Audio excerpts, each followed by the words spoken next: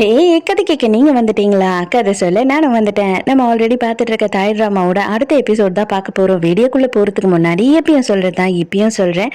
SS voice ஓவரா subscribe பண்ணுங்க. பார்த்ததுக்கு அப்புறம் லைக் பண்ணுங்க. மறக்காம போறதுக்கு முன்னாடி எக்ஸ்பிளனேஷன் எப்படி இருக்குன்னு சொல்லிட்டு கமெண்ட் பண்ணிட்டு போங்க. இந்த எபிசோட எதுல ஸ்டார்ட் பண்றோம் அப்படின்னு பார்த்தா ஷிரின் வந்துட்டு நம்ம ஹீரோ கையை பிடிச்சிக்கிட்டு நான் உன்னை ரொம்ப ஹர்ட் பண்ணிட்டேன், தயவு செஞ்சு என்னை மன்னிச்சிடு, நான் உண்மையாவே உன்னை இவ்வளவு கஷ்டப்படுத்திருக்க கூடாது அப்படின்னு சொல்லும் போது டை எங்க இருக்க அப்படின்னு ஓடி வர ஹீரோயின். உடனே ஹீரோ எழுந்து அவனோட பொசிஷனுக்கு ஏத்த மாதிரி போஸ்ட்ல நின்னுக்கிறான். உடனே அவளும் நல்லா இருந்தது, மேலே இவரோட கலெக்ஷன்ஸ் எல்லாத்தையும் எனக்கு காட்டி ரொம்ப சந்தோஷப்படுத்திட்டு இருந்தாரு அப்படின்னு சொல்றா. உடனே சரி நம்ம கிளம்பலாமா, டைம் ஆச்சு அப்படின்னு சொல்லும் போது எல்லாம் ஓகே தானே அப்படின்னு நம்ம ஹீரோ கேக்குறான். எல்லாம் ஓகே தான் அப்படின்னு சொல்றா ஹீரோயின். உடனே இவங்க ரெண்டு பேருமே கிளம்புறாங்க.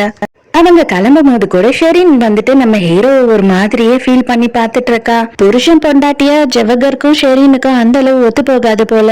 இவ என்ன கேக்குறானா, இப்ப எதுக்காக இங்க இருந்து கிளம்புறீங்க, நீங்க வீட்லயே இருக்கிறது இல்ல அப்படின்னு கேட்கும் போது அதுக்கு அவன் என்ன சொல்றானா, இந்த கேள்வியெல்லாம் நீ என்ன கேட்கவே கூடாது, உன்னை நான் எப்படி ஒரு அந்தஸ்துல வச்சிருக்கேன் தெரியுமா, இவ்வளவு பணத்துக்கும் இவ்வளவு சொத்துக்கும் சொந்தக்காரனோட பொண்டாட்டி நீ, அதுவே பெருமைன்னு நினைச்சுக்கிட்டு வாயை மூடி இருக்கிறது மட்டும்தான் உன்னோட வேலை, ஏன் கிட்ட நீ கேள்வியே கேட்க கூடாது அப்படின்னு சொல்றான்.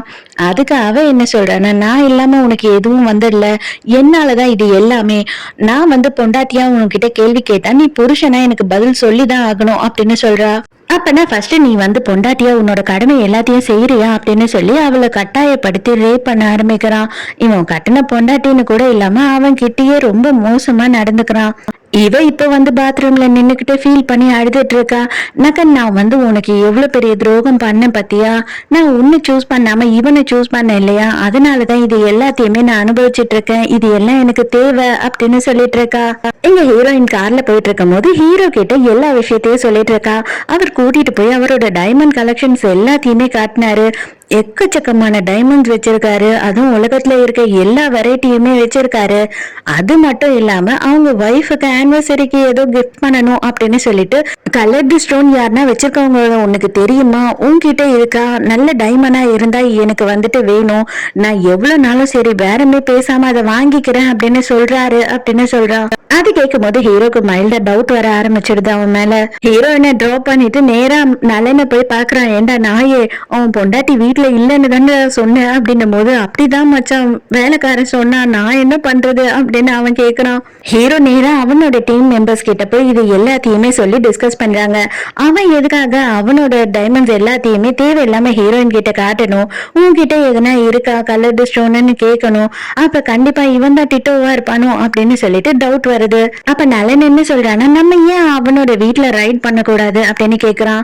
உடனே அதுக்கு பாஸ் என்ன சொல்றாருன்னா, அப்படியெல்லாம் சடனா பண்ணிட முடியாது, நம்ம எந்த விதமான ப்ரூஃபும் இல்லாம அவ்வளவு பெரிய அந்தஸ்துல இருக்கவன் கிட்ட போய் ரைட் நடத்தணும் அப்படின்னா நம்மளதான் உண்டு இல்லைன்னு பண்ணிடுவாங்க அப்படின்னு சொல்றாரு. ஹீரோ என்ன பண்றானா, ஹீரோயின் வீட்டுல இல்லாதப்ப அவ எங்கெங்கெல்லாம் கல்லு வச்சிருக்காளோ அதை எல்லாத்தையுமே தேடி நம்ம மினி கிட்ட காட்டுறா. மினி இது எதுவுமே டைமண்ட் கிடையாது அப்படின்னு சொல்லிடுறா. நான் கார்டன்ல இருக்கிற கல்ல கூட விடாம பொறுக்கி எடுத்துட்டு வந்துட்டேம்மா, இதுக்கு மேல வேற கல் எங்க இருக்குன்னு எனக்கு தெரியல, என் கையெல்லாம் வலிக்க ஆரம்பிச்சிடுச்சு, தயவு செஞ்சு இன்னைக்கு கொஞ்சம் பிரேக் விடு, அதுக்கப்புறமா பாக்கலாம் மறுபடியும் அப்படின்னு சொல்றான். அதே டைமுக்கு ஹீரோக்கு நோட்டிபிகேஷன் வருது. அதாவது அவனோட வீட்டுல சிசிடிவி கேமரா வச்சிருக்கான் போல, அங்க யாரோ உள்ள பூந்து திருடனுங்க ஏதோ பண்ணிக்கிட்டு இருக்கானுங்க. இத பார்த்த உடனே ஹீரோ வேக வேகமா ஜிம்ல ஒர்க் அவுட் பண்ணிட்டு இருக்க ஹீரோயின் கிட்ட, நீ எங்கேயுமே போகாத, இங்கேயே வெயிட் பண்ண, ஒரு முக்கியமான விஷயமா வெளியில போயிட்டு உடனே வந்துடுறேன் அப்படின்னு போறான். அதே நேரத்துக்கு பை நம்ம ஹீரோயினுக்கு போன் பண்றா. அவ என்ன சொல்றா அப்படின்னு பார்த்தா, நான் இப்பதான் என்னோட ஃப்ரெண்டு கிட்ட பேசினேன், அவரு பெரிய ஃப்ளவர் ஷாப் வச்சிருக்காரு, அங்க வாவாவும் அவங்க அசிஸ்டன்ட்டும் போயிட்டு ஒரு பெரிய பொக்கே வாங்கியிருக்காங்களாம், எதுக்கு என்ன இன்னைக்கு விசேஷம் அப்படின்னு கேட்டதுக்கு, பூரிக்கு இன்னைக்கு பர்த்டே, அதனால அவரு சர்ப்ரைஸ் பண்ண போறோம் அப்படின்னு சொல்லியிருக்காங்க, உனக்கு எதுனா தெரியுமா அப்படின்னு சொல்லி பை கேட்கிறான். அதுக்கு அவ ஹீரோயின் என்ன சொல்றான்னா, எனக்கு தெரியாது, அவ சர்ப்ரைஸ் கொடுத்து எதுனா அப்படி இப்படின்னு பண்ணிடுவாளோ, எனக்கு சான்ஸ் கிடைக்காம பண்ணிடுவாளோ அப்படின்னு சொல்லி டென்ஷன் ஆகுறாங்க ரெண்டு பேருமே. உடனே ஹீரோயின் என்ன சொல்றானா, என்கிட்ட ஒரு நல்ல பிளான் இருக்கு, அதை நான் பண்றேன் அப்படின்னு சொல்றா. ஹீரோ அங்க போன உடனே அவங்க எல்லாரையுமே அடிச்சு துரத்திடுறான் அங்க இருந்து. அப்பதான் நமக்கு கொஞ்ச நாளுக்கு முன்னாடி நடந்த ஒரு விஷயத்த காட்டுறாங்க. என்ன அப்படின்னு பார்த்தா, நம்ம ஹீரோ வந்து அவங்க அம்மாவை ஹாஸ்பிட்டல்ல இருந்து கூட்டிட்டு வரான்.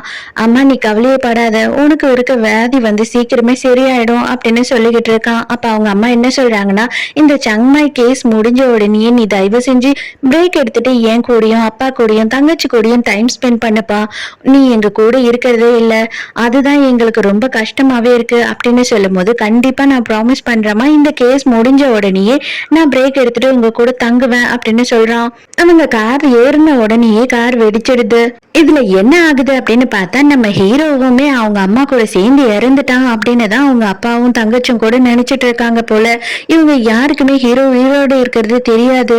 ஹீரோ உட்காந்து கதறி கதறி அழுதுட்டு இருக்கான். அப்பா அவங்களோட பாஸ் வராரு. வந்த உடனே அவர் என்ன சொல்றாருன்னா, தயவு செஞ்சு கொஞ்ச நாளுக்கு பொறுத்துக்கோ, இப்போதைக்கு வந்துட்டு யாருக்குமே நீ உயிரோடு இருக்கிறது தெரியக்கூடாது. அது தெரிஞ்சது அப்படின்னா உன் உயிருக்கு மட்டும் ஆபத்து இல்ல, உங்க அப்பா உன் தங்கச்சி எல்லாரும் உயிருக்குமே ஆபத்து தான். இந்த சங்மை கேஸாலதான் இது எல்லாமே நடக்குதுன்னு நான் நினைக்கிறேன் அப்படின்னு சொல்லிட்டு இருக்காரு. ஹீரோயின் என்ன பண்றான்னா, ஹீரோ இல்லாதப்ப அந்த பூரிய எப்படியாவது வந்துட்டு சர்ப்ரைஸ் பண்ணணும்னு வெளியில கிளம்பி போறா.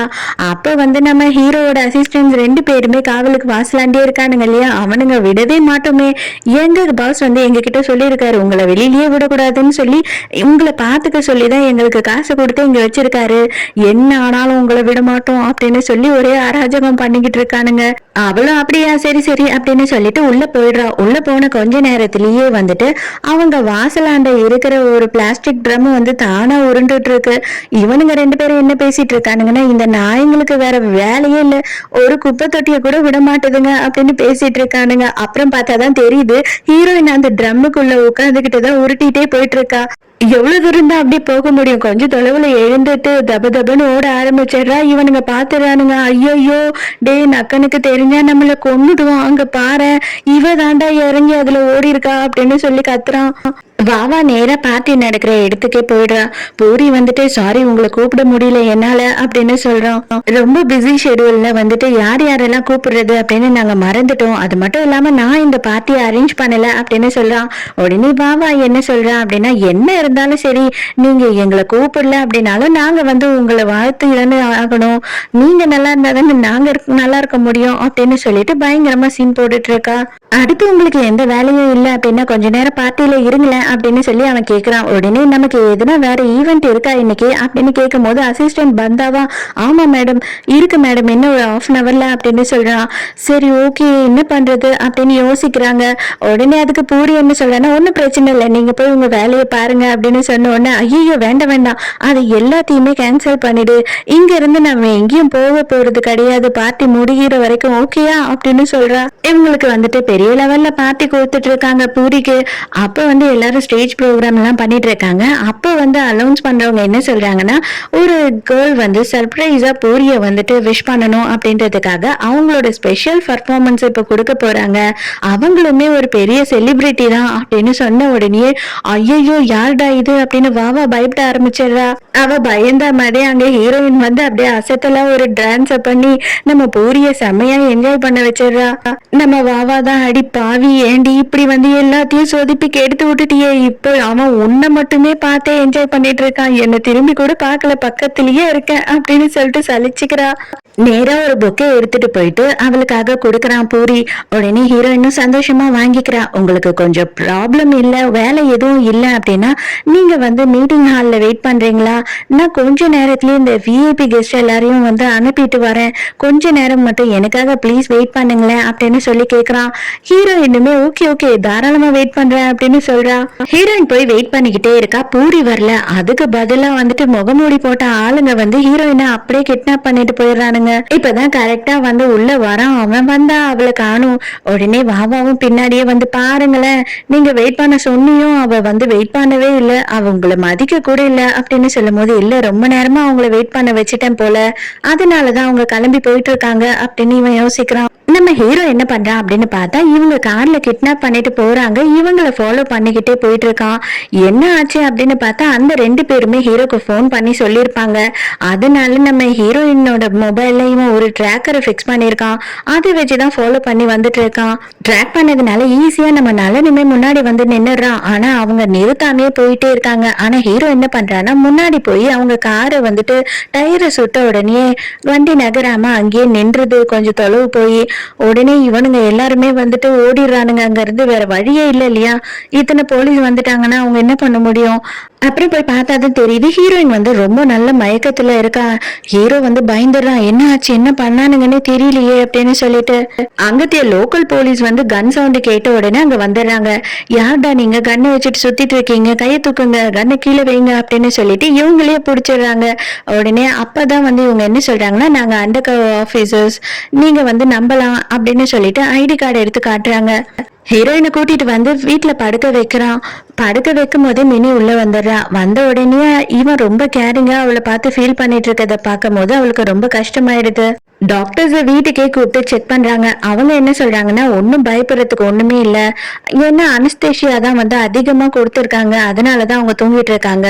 மேபி ரொம்ப நேரம் கூட அவங்க தூங்கலாம், நீங்க ஆனா பயப்பட தேவையில்ல, அவங்களே எந்திரிச்சிருவாங்க அப்படின்னு சொல்றாங்க. மினி கிளம்பும் போது ஹீரோ கிட்ட என்ன சொல்றானா, நீ எதுக்காக இங்க வந்திருக்க அப்படின்றத மறந்துடாத, நீ வேலையாதான் இங்க வந்திருக்க, அத நீ ஞாபகம் வச்சுக்கணும் எப்பவுமே அப்படின்னு சொல்றான். கண்டிப்பா நான் அதை மறக்க மாட்டேன் அப்படின்னு சொல்றான். எங்க பாஸ் கிட்ட போயிட்டு எல்லாத்தையும் சொல்லிக்கிட்டு இருக்கும் போது அப்ப அந்த வண்டியை பத்தி எல்லாம் விசாரிச்சிங்களா அப்படின்னு கேக்குறாங்க.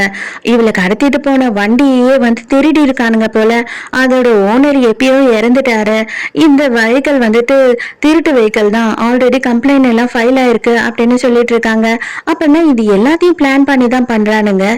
நம்ம ஹீரோயினே வந்து சடனா தான் அந்த பார்ட்டிக்கு போயிருக்கா, அங்க யாருக்குமே தெரியாது ஹீரோயின் வரா அப்படின்றது. பட் ஆனா அப்போ கிட்னாப் பண்ண வந்தவனுங்களுக்கு எப்படி தெரியும், ஒருவேளை பூரி தானோ அப்படின்னு சொல்லிட்டு இவங்க எல்லாம் யோசிக்கிறாங்க. இல்ல பூரி வந்து டிட்டோவா இருந்தா இவ்வளவு பெரிய முட்டாள்தனம் பண்ண மாட்டான். ஏன்னா அவனோட பார்ட்டிக்கு வந்திருக்கப்போ கிட்னாப் பண்ணிருக்காங்க அப்படின்னா கண்டிப்பா அவன் மேல டவுட் வரும், அவன் பக்கம் விசாரணை வரும் அப்படின்னு தெரியும். அதனால அவன் அதை பண்ணிருக்க மாட்டான், இது வேற யாரோ தான் அப்படின்னு சொல்றா. இங்க ஹீரோ என்ன பண்ணிட்டு இருக்கான்னா, ஹீரோயின் பக்கத்திலேயே உட்காந்து அவளை கவனிச்சுட்டு இருக்கான் பயங்கரமா. அவளுக்கு உடம்பெல்லாம் தொடச்சு விட்டுட்டு இருக்கான், ஃபேஸ் எல்லாம் தொடச்சு விட்டுட்டு இருக்கான்.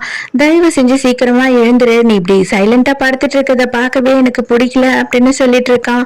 ஹீரோயின் பயங்கரமா தூக்கத்திலேயே வந்துட்டு பயந்து அலறா, என்னை காப்பாத்து நக்கன், என்னை ஏதோ பண்றாங்க, என்னை கொலை பண்ண போறாங்க, என்னை காப்பாத்து நக்கன், என்னை விட்டு போயிடாத அப்படின்னு சொல்லிக்கிட்டே இருக்கா. அவனுமே என்ன சொல்றான்னா, நான் எங்கேயுமே போக மாட்டேன், உன் கூடியே தான் இருப்பேன், உன் பக்கத்திலேயே தான் இருப்பேன், நீ நிம்மதியா தூங்கு அப்படின்னு சொல்றான். ஹீரோயினோட மொபைலுக்கு பூரி வந்துட்டு மெசேஜ் அனுப்பியிருக்கான், எதுக்காக என்னை பார்க்காமயே நீங்க கிளம்பி போயிட்டீங்க, நான் எதனா தப்பு பண்ணிட்டேனா, என் மேல எதனா கோவமா உங்களுக்கு அப்படின்னு கேட்டிருக்கான். அதை வந்து ஹீரோ எடுத்து பாத்துறான். ஹீரோயின் காலையில தான் எழுந்து பார்த்தா ஹீரோ பக்கத்திலேயே உட்கார்ந்தபடியே தூங்கிட்டு இருக்கான். அவ எழுந்துக்கிற சத்தம் கேட்ட உடனே ஹீரோவுமே எழுந்து வரான். உனக்கு ஒண்ணும் இல்லைல்ல, நீ நல்லா இருக்கல்ல, உனக்கு தலையெல்லாம் வலிக்கல அப்படின்னு கேக்குறான்.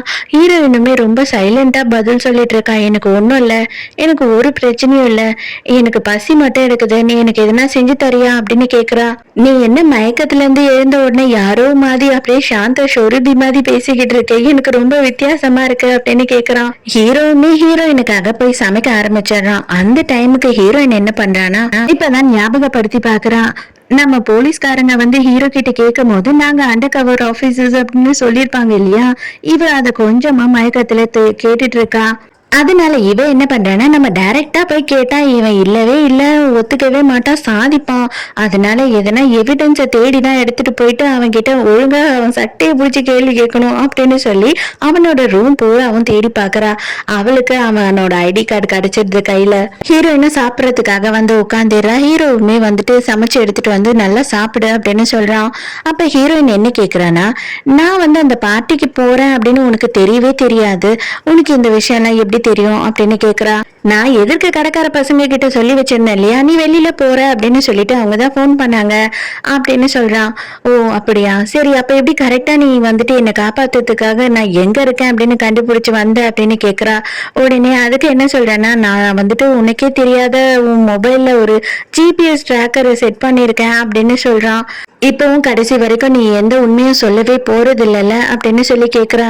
நீ நான் டிட்டோவோட ஆளா இருப்பேன் அப்படின்னு நினைச்சுதானே என் கூட சுத்திக்கிட்டு இருக்க, நீ என்ன வந்துட்டு சிங்கத்தை பிடிக்கிறதுக்கு ஆடை பணையம் வைக்கிற மாதிரி வச்சு சுத்திட்டு இருக்க, ரெண்டுத்துல எதுனா ஒண்ணுதான் இருக்கும், நீ காப் தானே அப்படின்னு சொல்லிட்டு அந்த ஐடி கார்டை எடுத்து வச்சு கேக்குறா. ஹீரோ அப்படியே சைலன்சர் ஃபிக்ஸ் பண்ண மாதிரி சைலண்டா இருக்கிறான். என்னடா சொல்றதுன்னு தெரியாம முழிச்சுக்கிட்டே இருக்கா. இதோடய இந்த எபிசோட் முடியுது. இந்த எபிசோட் உங்களுக்கு பிடிச்சிருக்கா, என்னோட எக்ஸ்பிளனேஷன் பிடிச்சிருக்கான்னு சொல்லிட்டு மறக்காம எனக்கு கமெண்ட்ல சொல்லுங்க.